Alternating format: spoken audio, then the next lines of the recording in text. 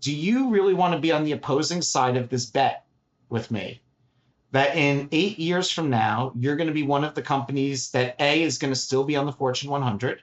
And then B, if you are, you'll be up versus down. I wake up every morning, whether it's a bull market or a bear market, and all I see is opportunity, right? You gave this amazing analogy earlier, and I want to throw it back to you for a second on a beach ball being held underwater, right? That's how I feel Web3 is every day, right? And, like, you know it, I know it. I'm willing to bet that every person who listens to you online and on Twitter and watches this knows it. When you touch Web3, it's hard to ever go back. And the reason it's hard to ever go back is it's really fun. And the reason it's really fun is because everywhere you look, you see opportunity. And you just can't believe that it exists around you. And you can see how that opportunity taps into existing trend lines in society at the global level, at the macro level, and at the micro level, right? And like your analogy earlier, and I want to, at one point during the conversation, get back to it on this beach ball being held underwater is amazing because that's all I see every day is a beach ball underwater. I'm going to start using it everywhere. Just, I'll credit you, Raoul. And if you think about it, what is the beach ball underwater is because, air is lighter than water and it floats.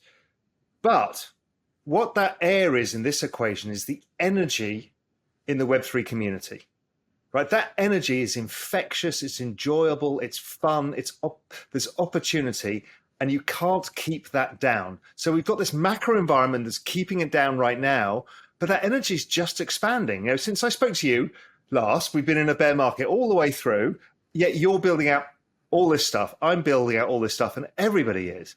So the moment the liquidity environment changes that you and I were talking about off camera, is the beach ball explodes. Because, you've introduced me to a few people. I've introduced you to some as well. People like Ticketmaster, right? Nobody even knows. They've distributed 10 million NFTs. I've got to know the Web3 team at Google, LinkedIn, Meta. I mean, at scale.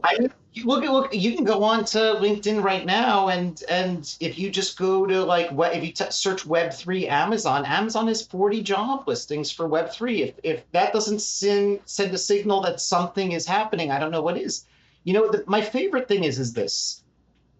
I started my career at Wired in 2002, and I'll never forget that it was right after sort of like the dot-com implosion had taken place. Everything was being rebuilt. I'm watching the digital revolution being rebuilt. I'm right out of college and I'm super ignorant. And everyone is like, you were so cute thinking that this digital thing, that this internet thing would really work out. You're so cute thinking that I would ever want to order dog food online, right? It's like, well, last I checked, the biggest company in the world, Amazon, delivers dog food online to me, right? And so it's really funny how, what people look at with Web3 today, which is they look at, art and collectibles, and they think that that is the future of everything. And I think that art and collectibles is going to be an important area that's touched by Web3, the same way that music is, impacted by MP3s. But ultimately, the infrastructure, the efficiency of having a blockchain provide a single source of truth for brands to then build loyalty programs, reward programs, subscription programs, membership programs, that to me is what is amazing. And for anyone who looks at things through the lens of transparent and non-transparent organizations, efficient versus non-efficient organizations or structures, Web3 is a beautiful opportunity for providing efficiency and transparency over time from an infrastructure play. Yeah, I mean, I totally agree. So that's the beach ball, right? That's why it's because you can feel the energy. It's not like it's a hidden energy. You can feel it. And, the moment that happens, it's going to get interesting. Right, let's move on a little bit to what the hell are you doing in television? And why didn't you tell me? Go on. It's been public. We're in. I can't keep up with your feed. You've got too much going on. So if you look like I one day I had on my screen at home, right? This is my home office. I had the Robotos on the screen, and my daughter walked into my office and she said, "Whoa, what is that?" I said, "It's the Robotos." And she goes, I said, "What do you see?" And she said, "I see science and math." And I thought that was really interesting. She saw the Robotos and she saw science and math. And it got me thinking, wow, this great IP that is in the collectible realm and is 2D and flat really may have sort of an existence outside of that space. And Maria Perez Brown, who runs the kids division of Time Studios, lives about 20 blocks from me. And I said to her, meet me on the Upper West Side by Levan on 117th, right? I'm going to walk up to you. I go, and I'm going to explain something to you. And then I want you to explain something to me.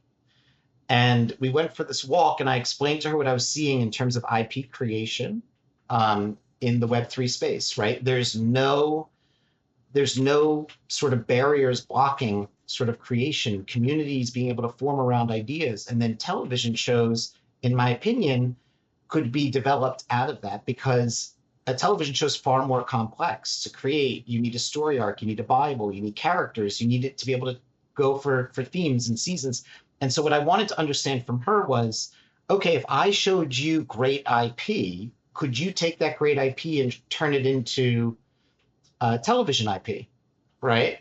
And I started to walk her through the Robotos. I started to walk her through the Littles. I started to walk her through Toy Boogers and a few others.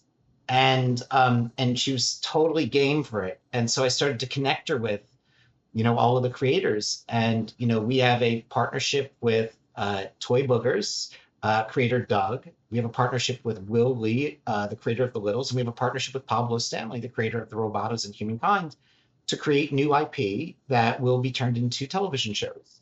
And Nelvana out of Canada has gone into agreement with us to produce the Pablo Stanley and the Will Lee creative. And it's amazing. I cannot wait for people to see it. I'm so excited.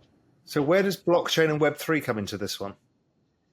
So what it comes into it is what I saw was the communities are already there rallying around great creative. And all we were saying was it's not that this is going to be television in a new sort of way. It's really going to be, we're looking for signals for great creative, original IP. And I think that the blockchain sends a signal that this is good creative and you should pay attention to it. Whereas in traditional structures, I don't think that those signals would ever come through. Like can I give you a great mental exercise? It'll blow your mind. Okay. Go on then.